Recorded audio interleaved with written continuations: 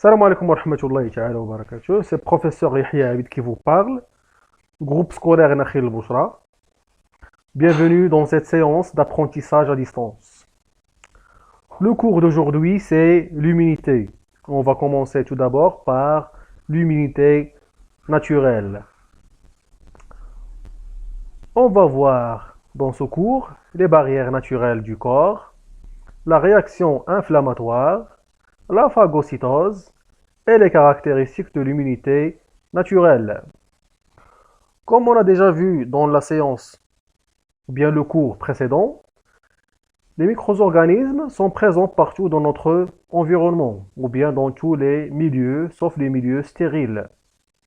Et pourtant, l'organisme se défend spontanément contre les agressions, notamment d'origine microbienne pathogène. Comment il fait ça? C'est grâce à un système de défense appelé système immunitaire, chargé de la défense du corps contre tout élément étranger ou bien pathogène. Les questions qui se posent et qu'on va essayer de répondre à la fin de ce cours sont: en quoi consistent les réactions immunitaires?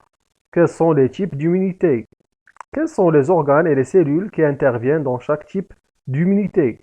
Et quels sont les mécanismes de chaque type d'immunité?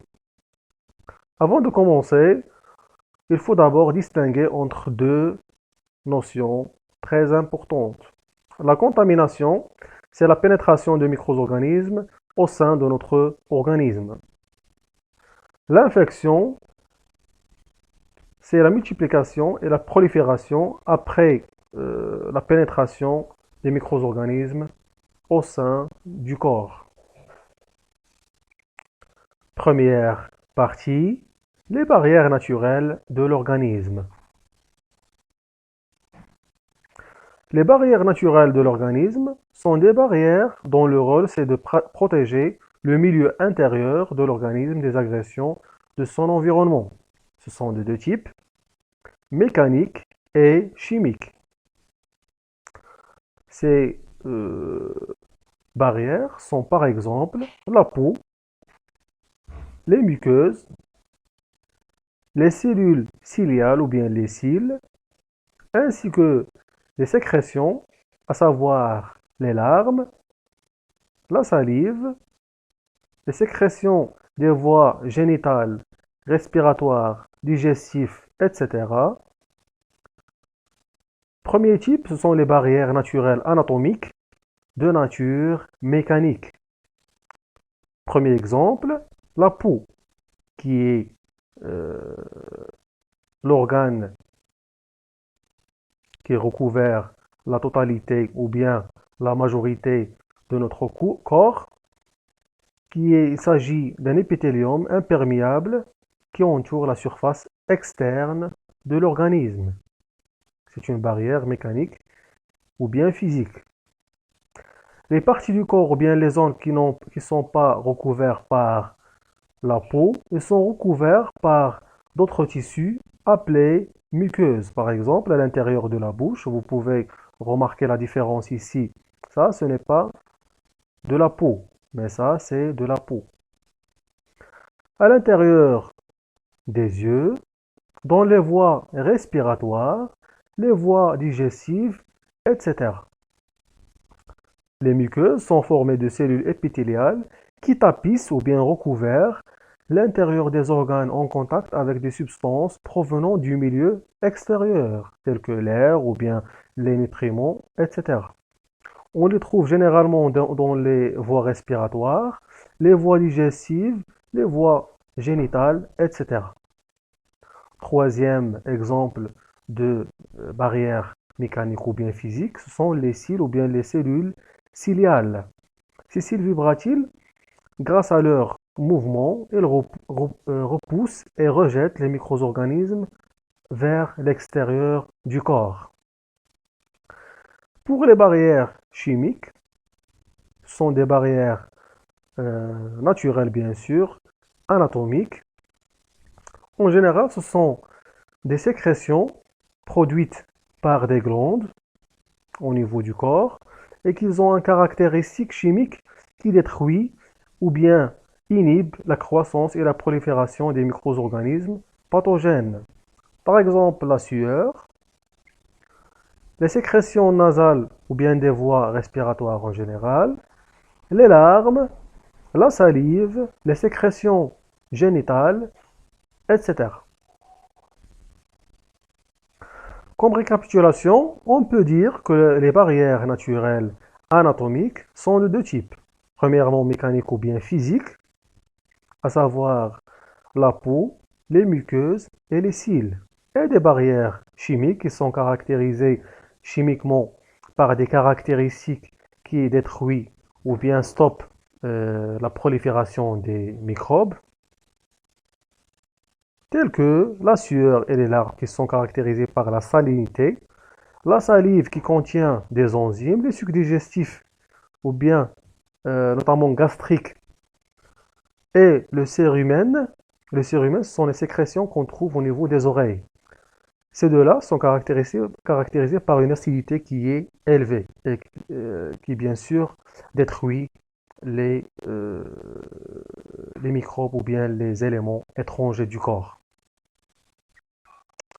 Bien sûr, ces barrières ils fournissent une protection au corps, mais en cas de lésion ou bien de blessure, les micro-organismes peuvent pénétrer au sein de l'organisme. L'organisme qui est caractérisé par des conditions favorables telles que la nutrition et la température idéale. Donc la question qui se pose, c'est comment se manifeste la réaction du corps suite à cette agression. Généralement, euh, lorsqu'on euh,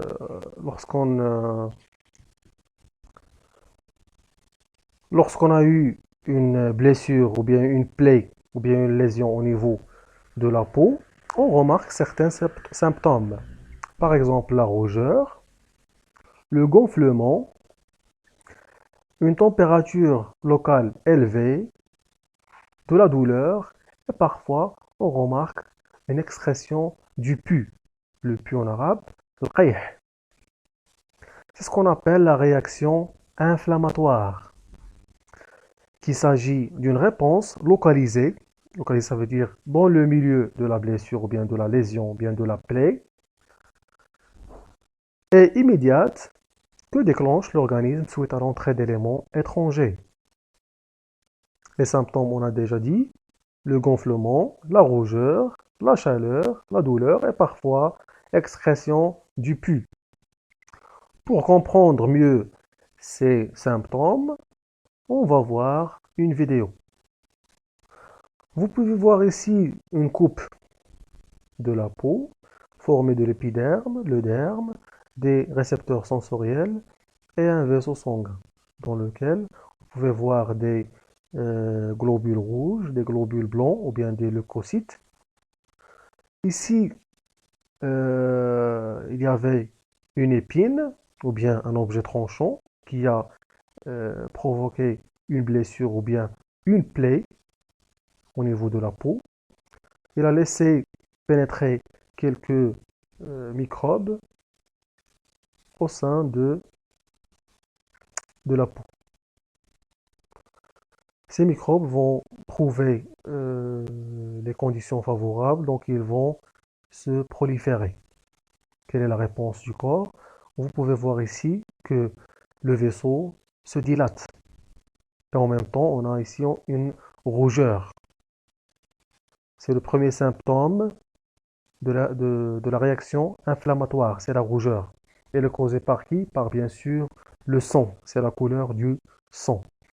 Bien sûr, le sang il est relativement plus chaud, sa température est plus élevée que la peau, ce qui provoque une augmentation de chaleur ou bien de température au niveau de l'endroit inflammé.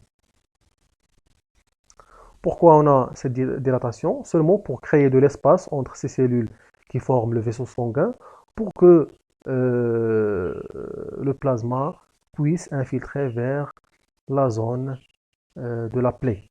Vous pouvez remarquer en même temps, on a un certain gonflement dans cet endroit-là. Donc c'est le troisième symptôme de la réaction inflammatoire. Pourquoi cette infiltration de plasma? Ça facilite l'infiltration d'un autre élément, ce sont les phagocytes. Qu'est-ce que ça veut dire les phagocytes? Ce sont des leucocytes ou bien des globules blancs.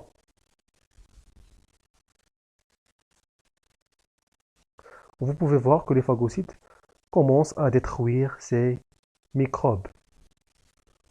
Un petit rappel sur le cours du sang et de la circulation sanguine. On a vu que le sang il est formé d'un liquide appelé plasma ainsi que des cellules sanguines, par exemple les hématocytes ou bien les globules rouges, ainsi que les leucocytes ou bien les globules blancs. Donc ces leucocytes ou bien globules blancs, ils sont de différents types.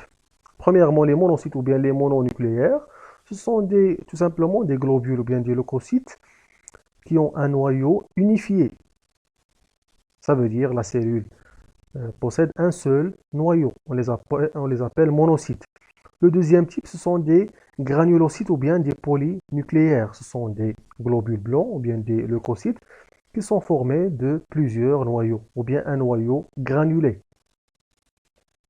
On les appelle aussi phagocytes, ainsi que d'autres exemples ou d'autres types de globules blancs qu'on va voir par la suite du cours. On a vu lors de la vidéo le phénomène de la vasodilatation. Qu'est-ce que ça veut dire la vasodilatation? C'est tout simplement l'augmentation du diamètre des vaisseaux sanguins par dilatation, qui a permis au plasma et aux cellules phagocytaires de passer vers l'endroit de l'inflammation. C'est ce qu'on appelle la diapédèse, c'est la migration des éléments sanguins, en particulier les globules blancs phagocytes, hors des capillaires sanguins.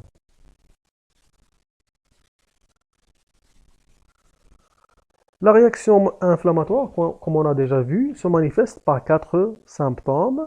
Premièrement, le gonflement, la rougeur, la chaleur et la douleur. Et parfois, on a l'excrétion du pus. Donc, la rougeur et la chaleur, on a vu que la cause, c'est la dilatation des vaisseaux sanguins et l'augmentation du flux sanguin. Pour la douleur, elle est causée par l'excitation des terminaisons nerveuses par les substances sécrétées par quelques microbes. Le gonflement, il est causé par la sortie du plasma et des globules blancs, notamment les phagocytes des capillaires sanguins. Et voilà, la première partie de notre cours touche à sa fin. Rendez-vous dans la deuxième partie du cours. À bientôt.